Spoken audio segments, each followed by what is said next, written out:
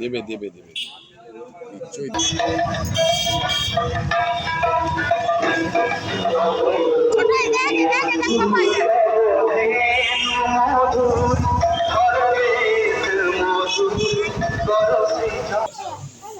আমি নিচ্ছি সব।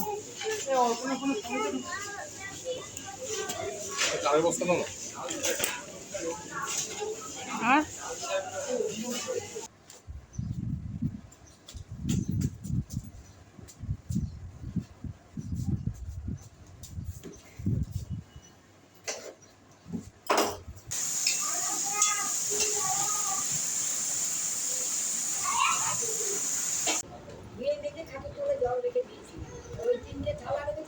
গুড ইভিনিং বন্ধুরা, দৈতিস ব্লগ নিয়ে আবার চলে এলাম তোমাদের সামনে। আজকে শনিবার 22শে জুন তোমাদের সামনে তুলে ধরছি। এখন হচ্ছে বিকেল সন্ধে ধরো হয়ে এসছে, প্রায় 6টা মতো বাজে। ওর বাবার আজকে স্যাটারডেতে তাড়াতাড়ি চলে আসে, তাই আমি আগে থাকতেই বলেছিলাম আজকে একটা জায়গায় যাব।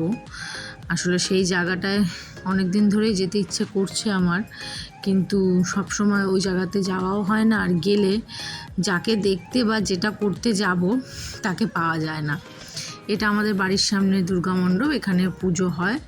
যারা আমার পরিচিত তারা তো জানো এটা আমি কোন জায়গাটা দেখাচ্ছি।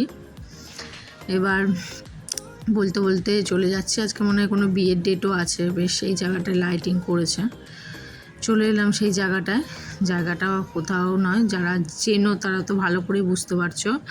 এটা হচ্ছে তোমার মাইকেল নগরে, জানো তো মাইকেল নগরে। এখানে একটা দোকানে খুব ভালো পাপড়ি চাট পাওয়া যায়, বেশি দাম না, 50 টাকা করে নেয়, কিন্তু তোমার মানে খেয়ে টাকাটার গায়েই লাগবে না, মনে হবে জানি এই টাকাটা কিছুই না। মানে এতটা পরিমাণে ওরা আলুটাও দেয়, পাপড়িগুলোও দেয়, এতটা পরিমাণে দেয়। আগে একটা ছোট ছেলে ছিল, এখন এই ভাইটাকে দেখছি না, এখন আবার এই দাদাটাকে দেখলাম। আসলে সবসময় ওর বাবার এই দেখো চাটটা আগে দেখে নাও ভালো করে, কোয়ান্টিটিও যথেষ্ট ভালো দেয়।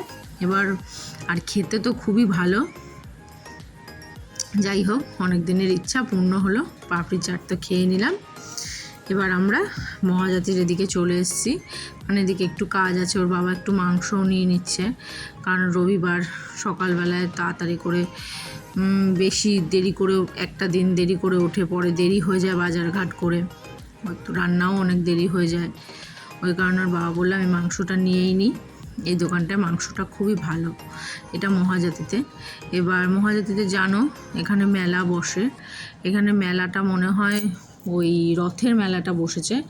এবার যে কটা ফ্ল্যাট আছে দেখো এই চারি সাইডে, প্রত্যেকটাকেই এরকম করে লাইটিং করে দিয়েছে, এত সুন্দর লাগছিল। আর আমার মেয়ে তো কোথাও টুন লাইট দেখলে হয়ে গেছে, সে পারলে বাইক থেকে লাফ দিচ্ছে, এরকম অবস্থা। আমি কোনো মতে তাকে ধরে রেখেছি এবং কোনো মতে ভিডিওটা করছি। আসলে কিছুই না, ও খুব লাইট টাইট দেখতে খুব ভালোবাসে। আর সত্যি কথা লাইটিংগুলো এত সুন্দর করেছে আর এতটা কাছাকাছি, মানে খুবই ভালো লাগছে। এই লাইটিংটা তো খুবই ভালো লাগছে, যত তাড়াতাড়ি এখানে কুলোর মতো বেশ কুলো দিয়ে করেছিল। যাই হোক, ওখান থেকে চলে এলাম আজকে একটু স্মার্ট বাজারে এলাম। তার কারণ হচ্ছে সোমবার ওর বাবার অফিসের কাজে একটু চেন্নাই যাওয়ার কথা আছে, তো আমার কিছু কিছু জিনিস একদমই শেষ হয়ে এসছে। আর আমার মেয়েকে নিয়ে একা আসাটা সম্ভবই নয়, আসতে পারিও না আমি, কারণ ছোট। ওই কারণে ওর বাবাকে বললাম যে চলো, এই জিনিসগুলো শেষও হয়ে গেছে, আমার এই জিনিসগুলো একটু কিনতেও লাগবে। আসলে জানো তো শনিবার দিন, যারা গেছো স্মার্ট বাজারে জানো তারা জানো, শনিবার দিন বিস্কুটে খুব অফার দিচ্ছিলো, জানো তো। মানে অফার মানে এই ফ্যামিলি প্যাকটা ধরো আমি কিনেছি 99 টাকায়, ফ্যামিলি প্যাকটা কিনেছি। এমনিতে হয়তো 130 কি 140 টাকা হবে। এই ভেজ আটা নুডলসে সেরকম কিছু অফার ছিল না, মোটামুটি বিস্কিটে প্রচণ্ড ছিল। এই যে বাই 2 get 1 ফ্রি, দুটো নিলে একটা ফ্রি। তারপরে হচ্ছে তোমার ওরিও বিস্কুট নিয়েছি, ওরিওটাতেও তোমার এই বড় প্যাকেট 50 টাকায় ছিল, নিয়েছি। আমি বেশি নিইনি, বড় একটাই নিয়েছি। এই যে একটা নিলে 50% অফ। যাই হোক, কেনাকাটা করে এবার বাড়ি চলে এলাম। ওর বাবাকে বললাম, আসলে ওর বাবা এখন সারাদিন বাইক চালিয়ে যাতায়াত করে, এবার এতটাই ধুলো পড়ে। আমি বললাম দাঁড়াও, নতুন কিনেছি, তোমাকে আগে তোমার মুখে আগে করে দিই, তারপর আমি করবো। কিছুই না, আমি আয়ুরের একটা ম্যাসাজ ক্রিম দিয়ে ওর বাবার একটু মুখের নোংরাগুলো পরিষ্কার করে দিলাম। ওর বাবা তো খুবই লজ্জা পাচ্ছিলো এসব করতে, জানেও না যে আমি ভিডিওটা করেছি। যখন দেখবে তখন হয়তো একটু বকাবকিও করবে, আসলে ওর চোখটা তখন বন্ধ ছিল।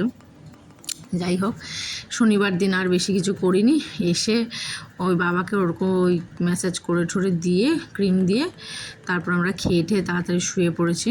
এবার রবিবার সকালবেলা ওর বাবা একটু গেছে টুকটাক কেনাকাটা করতে। এবার আমি উপরের ঘরে চলে এসেছি। উপরের ঘরে একটু জানলা ঠালনাগুলো মুছে দিলাম। অনেক দিন ধরে উপরের ঘরটায় আসা হয় না, কারণ বললাম ও যে দিদিরা এসেছিল, সব দিকে তাল সামলিয়ে উঠতে পারিনি। এবার ভাবলাম থাক, আজকে রবিবার, আজকেই দেখি, চেষ্টা করি। দেখো মেয়ে তো আমার সাথে সাথে চলে এসছে। এইসব জায়গায় বন্ধ থাকলেও জানো তো জানলা দরজা কোথা থেকে যে এত ধুলো ঢুকে যায়, সত্যি কথা বোঝা মুশকিল। এই ধুলোর আনাগোনা সর্বত্র। যাই হোক, কারণ এগুলো সবই এবার কাহাবজি কাচতে দিয়ে দেবো, ওই কারণে টেবিলগুলো সবই মুছে দিচ্ছি। দেখো, দেখতে দেখতে এই বইটা আলোক প্রাপ্তি, এটা ডক্টর হরিপ্রসাদ কানোরিয়ার লেখা। অ্যাকচুয়ালি আমার শ্রদ্ধেয় স্যার চন্দন স্যারের সুবাদেই একবার গোল পার্ক সেমিনারে গেছিলাম, ওই রামকৃষ্ণ মিশন ওখানে, ওই সেমিনারে এই বইটা আমাদের দিয়েছিল। দেখো আমি দেখাচ্ছি যে এই ব্যক্তি, ইনি হলেন কানোরিয়া স্যার, এই ব্যক্তির এই বইটি লেখা। তো তোমরা সত্যি জানো তো, এই বইটা মানে আমার প্রেগনেন্সির সময় আমি অনেকবার পড়েছি। এখন আর বই কি, নিজে আয়নার সামনে দাঁড়ানোরও সময় হয় না। এই বইটা সত্যি এত ভালো না, মানে তোমার মানে মনের ভিতরে যদি কোনো কষ্ট কোনো কিছু থাকে, সব কিছুর উত্তর যদি তুমি চুপচাপ খুঁজতে থাকো না, এই বইটার মধ্যেই সব পাবে। এই বইটায় রবীন্দ্রনাথ ঠাকুর বলো, বিবেকানন্দ বলো, মহান মহান ব্যক্তিদের সম্বন্ধে অনেক কিছু অজানা দেওয়া আছে। এই বইটা আমার খুব ভালো লাগে, তাই হঠাৎ করে অনেক দিন বাদে বইটা দেখে, দেখো তার মাঝখানে দেখলে তো মেয়ে একবার আঁকিবুকিও করে দিয়েছিল, কোন সময় যখন উপরে ছিলাম তখন হয়তো করেছিল। তাই বইটা মুছে টুছে রাখছি, দেখি ও একটু বড় হোক, তারপর আবার যদি সময় পাই তাহলে পড়বো। যাই হোক, এই বইটা তোমাদেরকে দেখালাম। যারা সেদিন গেছিলে তারা হয়তো এই বইটা পেয়েছিলে, আমি স্যারের সুবাদেই বইটা পেয়েছিলাম। খুবই ভালো লেগেছিলো সেমিনারটা অ্যাটেন্ড করে। যাই হোক, ওসব কথা পুরনো কথা, এখন যেটা করছি সেটাই বলি।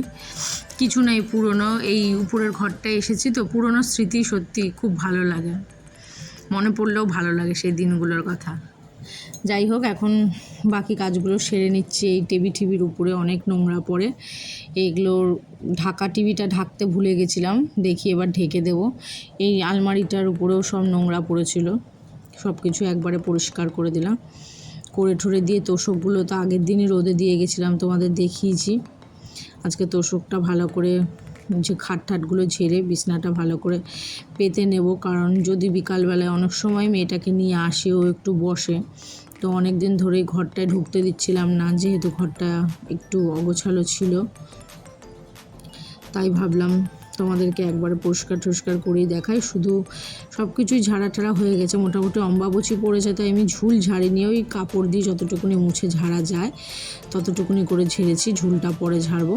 বাকি এবার ঘর ঝাড়া ঘর মোছাটা বাকি। একটু বসে নিই, কারণ তোমরা আমার মুখ চোখ দেখে বুঝতেই পারছো আমি প্রচণ্ড হাঁপিয়ে গেছি, কারণ একা তার সাথে মেয়েটা দুষ্টুমি করছে, তার জন্যও কষ্ট হচ্ছে। ওই কারণে এবার একটু বসে আবার বাকি কাজের জন্য আবার ঝাঁপিয়ে পড়তে হবে। তার আগে একটু দম নিয়ে নিচ্ছি।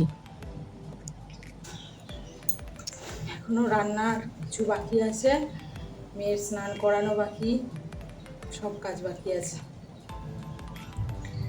ওর বাবা বাইরেও যাবে একটু অফিসের কাজে, তার জামা কাপড় সব প্যাকিং করা বাকি, সেগুলো সব গোছানো বাকি, এখনও অনেক কাজ। তো এগুলো ভাবছি আর একটু করে দম নিয়ে নিচ্ছি।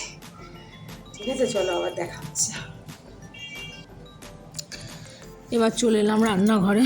দেখো প্রায় মেঘ করে গেছে, মেঘ করে কি আমি উপরের ঘর পরিষ্কার করতে করতে এত ঘেমে যাচ্ছিলাম, এত ভ্যাপসা গরম লাগছিলো। দেখো বৃষ্টি শুরুও হয়ে গেছে, একবার কাঁচা হয়ে গেছে, আরেকবার এই দেখো এখনও মেশিন চলছে। আর এগুলো তো উপরের ঘর থেকে সব পরিষ্কার টরিষ্কার করে সব নামিয়ে এলাম। এগুলো আজকে হবে না, এগুলো কালকেই কাচবো। বাকি প্রেসারে মেয়ের মাংস ওদিকে বসিয়ে দিয়েছি। আর আসলে মটনটা তো সবসময় খাওয়া হয় না, কারণ তো শরীরের পক্ষেও ভালো না। আর দিনে দিনে যা দাম বাড়াচ্ছে, সত্যি আর সবসময় খাওয়ারও উপায় নেই। ওই মেয়েকে 1-1.5 মাসে একটু দেওয়ার চেষ্টা করি, একবার দুবার, তখন ওর জন্য আনা হলে আমরাও খাই। ওই বেশি না, একবেলার মতো খাবো, ওই বেলা দেখি কি করা যায়। যাই হোক, মেয়েকে মাংসটা করে দেবো আর আমাদেরটাও এদিকে বসিয়ে দিয়েছি। এই কি বলতো, একটানা দাঁড়িয়ে রান্না আসলে করা হয়ে ওঠে না, কারণ দৌড়াদৌড়ি করে এদিকে কাজ কিছু। ওই দেখো মেয়েটা পিছন থেকে দৌড়াচ্ছে, তার ফাঁকে এসে মেয়েটাকে স্নানও করিয়ে দিয়েছি। স্নান টান করিয়ে ওকে রেডি করিয়ে, কারণ উপরে যখন আমি ওই ঝুলঝুলগুলো ওই সব খাট মুছছিলাম, ওগুলোর মধ্যে লাফালাফি করছিল। এবার আমার পাকু, জানো তো, পাকুরও এরকম কী থেকে কীভাবে সব গায়ে অ্যালার্জির মতো হয়ে গেছে। তা আমারও ভয় লাগছে, তাই বললাম বাবা দাঁড়া, একটু দাঁড়িয়ে যা, আমি তোকে স্নান টান করিয়ে দিয়েই রান্নাটা করে নেব। তো যাই হোক, এখন কিছুই না, এদিকে মাংসটা কড়াইতে কষিয়ে নিচ্ছি। আসলে জানো তো, আমি আগে খাসির মাংস কেমন করে করতাম, আমি আসলে আগে প্রেসারে সিটি দিয়ে নিতাম, তারপরে কড়াইতে করতাম। মানে ওটা আমার হাজব্যান্ড বলে, ওর বাবা, তিন্নির বাবা বলে, এটা নাকি আমার রান্নার বিশিষ্টতা। কিন্তু এখন আবার সে আবার আমার মায়ের হাতের খাসির মাংস ছাড়া আর কারোর ভালো লাগে না, কারোর হাতের ভালো লাগে না, আমারও হাতেরও ভালো লাগে না। তো সে এখন বলছে মায়ের মতো করবে। তো মায়ের মতো বলতে আমার মাকে দেখেছি কড়াইতে কষিয়ে নিয়ে প্রেসারে এরকম করে সিটি দিয়ে দেয়। তো আমি এখন থেকে আমি বলছি ঠিক আছে থাক, তাহলে এটাতেই তো তাড়াতাড়ি হয়ে যাবে আমার। ওটাতে তো আমার গ্যাসও খরচা হয়, আমার দাঁড়িয়ে দাঁড়িয়ে নাড়াতেও অনেক কষ্ট হয়। তাই এরকম করেই করে দেবো। তাই কড়াইতে করে প্রেসারে দিয়ে দিলাম। এই যে এটা হচ্ছে আমাদের মাংসটা। প্রায় এখন বেলা হয়তো 5টা হতে চললো, 4:30 5টা হয়ে গেছে, জানো তো।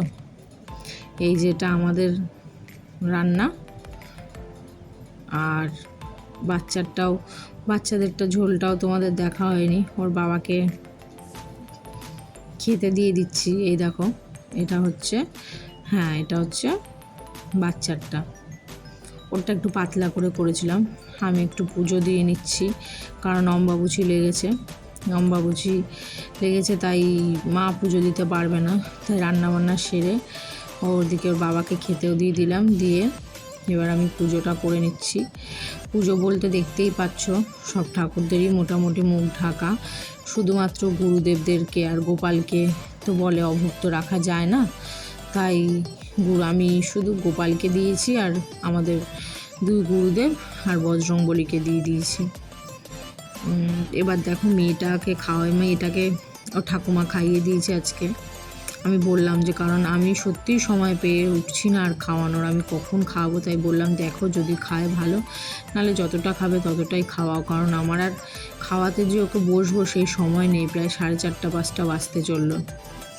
যাই হোক, এই দেখো গুরুদেব এই দেখো আমাদের বাড়িতে গুরু মহারাজের পাদুকা আছে। তোমরা যারা গুরু মহারাজের দীক্ষিত জানো, আমার শাশুড়ি মা এটা যখন ওনার ইয়ংকালে এই পাদুকা নিয়ে এসেছিলেন উনি আশ্রম থেকে, তো সেই পাদুকাতে উনিও পুজো করেন। এবার ওনার অ্যাবসেন্টে আমিও করি। যাই হোক, ওটা রোজ অভিষেক করাতে লাগে, কিছুই করিনি, শুধু ঠাকুরদেরকে স্নান টান করিয়ে একটু জল মিষ্টি দিয়ে আর উঠে আসবো, কারণ মেয়েটাকে এবার ঘুম পাড়াতে হবে। এই দেখো, আজকের ব্লগটা আর বেশি বড় করলাম না, যেহেতু শনি আর রবি 2 দিনের ব্লগ আছে, তাই একটু বড় হয়ে গেল। তোমরা একটু স্কিপ না করে পুরোটা দেখো, ভালো লাগবে। আর তোমরা আমার সাথে থেকো, পাশে থেকো, ঠিক আছে? ভালো থেকো। আর তোমাদের বলছি, ভিডিওটা যদি ভালো লেগে থাকে তাহলে লাইক করে দিও, সাবস্ক্রাইব করে দিও। আর যারা আমার ফেসবুক পেজ থেকে দেখছো তারা প্লিজ পেজটাকে ফলো করে দিও। ভালো থেকো, সুস্থ থেকো, টাটা, আবার দেখা হবে।